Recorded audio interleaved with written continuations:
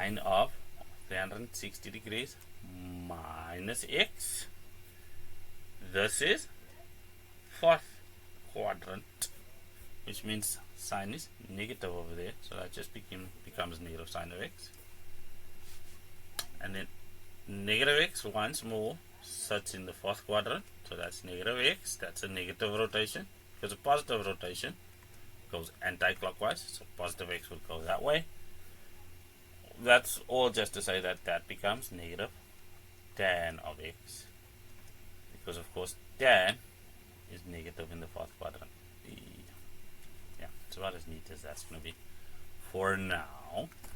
Then 180 degrees plus x sits over here in the third quadrant where tan is positive, so that becomes negative cosine of x.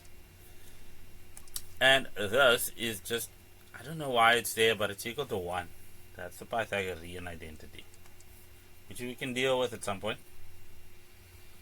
So what is all of this? Well, the negative and the negative just gives us a positive, and then over here, sine over cosine, that's the fundamental identity.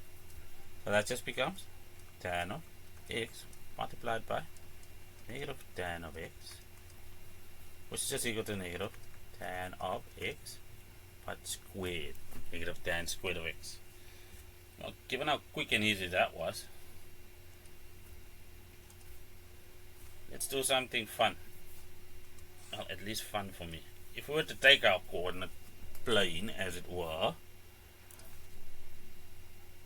and then, just as per normal, I have a radial over there, and then just flesh this out as we're used to it. So I'm going to drop an altitude like that. Remember, it will have some x coordinate and some y coordinate, some rotation theta. Now, there's one thing I am going to do, and that is constrain the radial to a value of 1. So that is the origins of the unit circle. Okay, we have a radius of 1 that we are constraining that to. And from this, we can say that sine of theta is going to be, well, whatever the y value is divided by 1, which is just y. So we have that over there. Let me go back to green. So we can say that that y is equal to sine of theta. Then cosine of theta is going to equal, and if you have a look at it, we're aware that this should be x, so that's just going to be x over the hypotenuse, which is equal to 1. There. And anything divided by 1 is just itself. So again, let's have a look at all our information over there. Cosine of theta is x. So that'll be cosine of theta. So we're not doing anything strange by calling x cosine of theta and calling y sine of theta. So let's create some more space so we can just investigate this triangle a little bit more. Let's have a look at some things we are used to just from a normal lens. We know that x squared plus y squared is equal to r squared. But let's substitute what we have.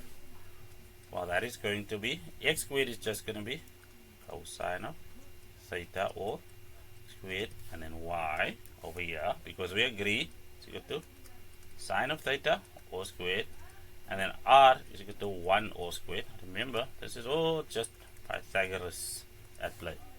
So this becomes cosine square of theta plus sine square of theta, and that's equal to 1. And that's why we call this the Pythagorean identity, because it's derived from that.